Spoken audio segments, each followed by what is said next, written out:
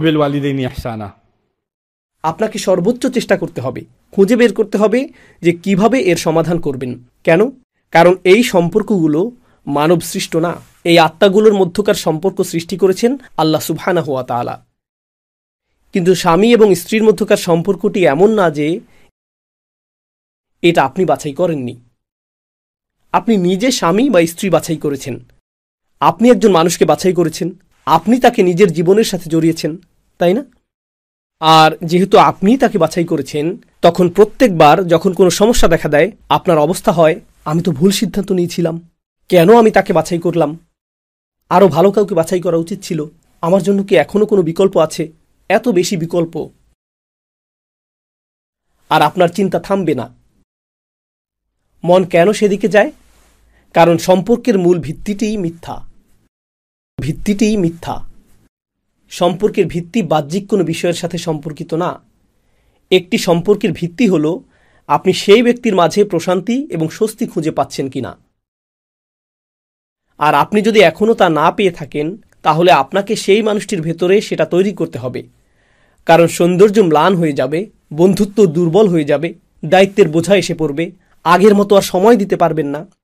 কেউ বলে, তোমাকে বিয়ে করার আগে তোমাকে আমার অনেক ভালো লাগতো। অনেকে এরকম বলে, বুঝতে পারছি না বিয়ের পর কি ঘটে গেল। কিন্তু আপনি যদি সেই মানুষকে বিয়ে না করতেন, সেক্ষেত্রে আপনার কাছে থেকে তার কিছু পাওনাও থাকতো না। তো আপনি হয়তো একসময় তার সাথে কথা বলেছেন স্বস্তি পাওয়ার জন্য, তার সাথে কথা বলে আপনি আনন্দিত বোধ করেছেন, কিন্তু তখন আপনাকে বিল পরিশোধ অথবা পারিবারিক দায়িত্বাদি ইত্যাদি নিয়ে চিন্তা করা লাগেনি। অথবা আপনার মা কিছু বলেছেন বা অন্য কেউ কিছু বলেছে, এর কোনোটাই তখন ছিল না। ধরুন আপনি আপনার বাগদত্তার সাথে হালাল পদ্ধতিতে কথা বলছেন, আর তার মা চলে আসলো। তখন আপনি বললেন, ঠিক আছে, আমি তোমার সাথে পরে কথা বলবো, ঠিক আছে, সমস্যা নেই। কিন্তু যখন বিয়ে করে ফেলেন, তোমার মা কি বলেছে? উনি আমার সম্পর্কে কি কথা বলেছেন? উনি আমার দিকে এভাবে তাকিয়েছেন কেন? উনি আমার দিকে এভাবে তাকালেন কেন? উনি প্রথমে আমাকে কল দিলেন না কেন? উনি ঘন ঘন চলে আসেন। হঠাৎ করে এই সমস্যাটি সৃষ্টি হলো। আমি আপনাদের আলোচনা করছি না, আপনাদের অনেকেই রয়েছে এমন যে আপনি যেই মেয়েকে বিয়ে করতে চান তার সাথে কথা বলছেন, আপনি এটাকে হালাল বলছেন, কিন্তু ঘন্টার পর ঘন্টা কথা বলছেন, এরপর অনুভব করছেন সে আমার জন্য পারফেক্ট। ঠিক আছে, জানেন কেন সে এখন আপনার জন্য পারফেক্ট? কারণ এখন শুধু সে আর আপনি। এই সম্পর্কের মাঝে অন্য কেউ নেই। যেই মুহূর্তে আপনি বিয়ে করেন, জানেন তখন আমরা কি ভুল করি? যখন আমরা তরুণ তরুণীকে বিয়ে দেই, কে তাদের মাঝে আসে? এখন এই সম্পর্কটি আর স্বামী স্ত্রীর মাঝে সীমাবদ্ধ না। জানেন সম্পর্কটিতে কে থাকে? স্বামীর মা আর স্ত্রীর মা, স্বামীর বাবা, স্ত্রীর বাবা, ভাই বোন, চাচাতো ভাই, খালাতো ভাই। কেন তুমি তাদেরকে ঈদ উপহার দিয়েছো? আমার চাচাতো বোনকে তো কিছুই দাওনি। তুমি তাদের বাড়িতে গিয়েছো, অমুকের বাড়িতে তো যাওনি। অন্য সকলেই রয়েছে কেবল তারা ছাড়া। আর তারা চিন্তা করে আমরা তো বিয়ের আগেই ভালো ছিলাম। জানেন এটা কেন? কারণ পশ্চিমা সমাজের দৃষ্টিকোণ থেকে আপনি যখন বিবাহিত ছিলেন না, সেটি ছিল আপনাদের দুজনের নিজস্ব বিষয়। আর যখন আপনি বিয়ে করলেন, আপনি এটাকে অন্য সকলের বিষয়ে পরিণত করলেন। আর এই ধর্ম আমাদের কি শেখায়? মৌলিকভাবে বিয়ে কার সাথে জড়িত? স্বামী এবং স্ত্রী। আমরা এই সাংস্কৃতিক দানব সৃষ্টি করেছি। আমরা এখন বৈবাহিক সম্পর্কটিকে এমনভাবে নির্ধারণ করেছি, সংখ্যালঘু মুসলিম সম্প্রদায়গুলোতে এবং সারা পৃথিবী জুড়েই আমরা বৈবাহিক সম্পর্কটিকে এমনভাবে নিরূপণ করেছি যার ফলাফল শোচনীয় হতে বাধ্য। কারণ আমরা অন্য সকলকে হস্তক্ষেপের সুযোগ প্রদান করি। তরুণ তরুণীদের মনোভাব এভাবেই তৈরি হয়ে আছে। তারা এই মনোভাব নিয়েই বৈবাহিক জীবনে প্রবেশ করে যে তারা একটা প্রতিযোগিতায় অংশ নিতে যাচ্ছে। তারা প্রত্যেকটি বিষয়ের দিকে নজর দিবে এবং বলবে, তুমি তোমার বাবা মায়ের জন্য কি করেছো? সেটা কি আমার বাবা মায়ের জন্য করেছো? তুমি তোমার ভাই বোনের জন্য কি করেছো? তুমি তাদেরকে এটা কেন দিয়েছো? তুমি ওদেরকে এটা কেন দাওনি? কেন তুমি এটা বলেছো? কেন তুমি সেটা বললে না? কেন তুমি তাকে কল করেছো? তুমি কি তাদেরকে ঈদ মোবারক বলনি? ও মাই গড!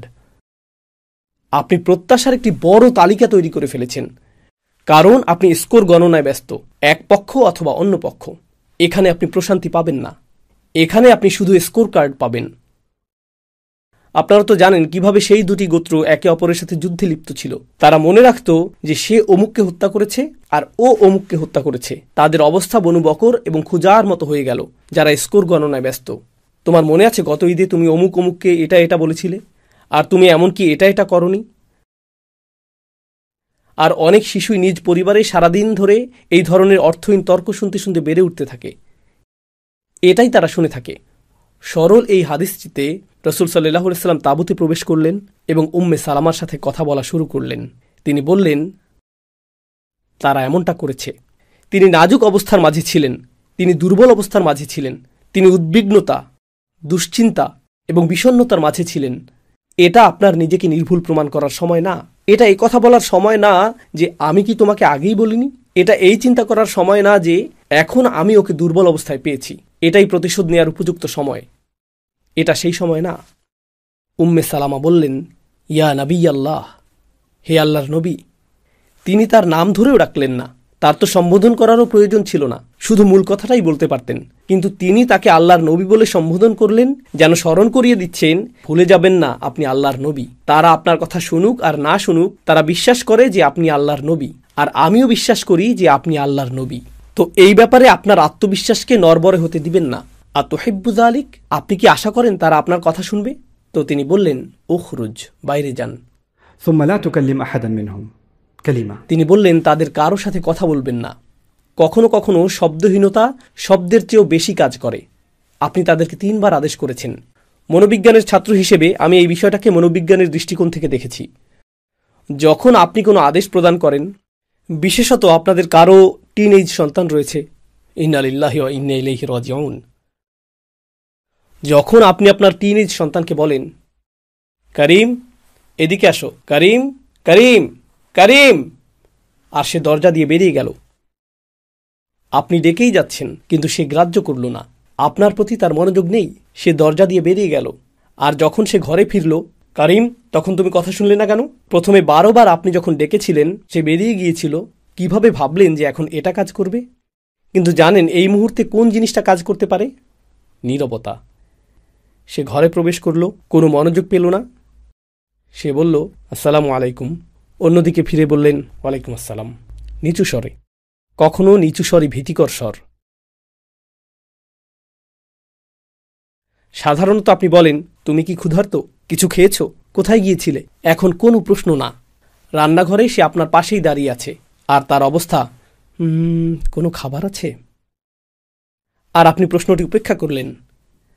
আর এর পরিবর্তে আপনি জাইনাবের সাথে কথা বলছেন, জাইনাব এদিকে আসো। আর আকস্মিকভাবেই কারিমের অবস্থা, আমি কিছু বলতে চাই। তোমার কিছুই বলার প্রয়োজন নেই, আসলে আমার ভুল হয়ে গিয়েছে, আমি অন্যায় করেছি, এরকম আচরণ আর করব না। এই অবস্থায় আমার মনে হয় আপনার এখনও কথা বলা উচিত না। এখনও কারিম কারিম করা শুরু করবেন না, শুধু তার দিকে তাকাবেন, এটাই যথেষ্ট। শুধু তাকাবেন। এটা চেষ্টা করে দেখুন। সে ভিতরে ভিতরে গলে যেতে শুরু করবে, তার অঙ্গ প্রত্যঙ্গগুলো একে অপরের সাথে লেগে যেতে শুরু করবে। এটা বিস্ময়কর। আমি সবসময় এটা করি।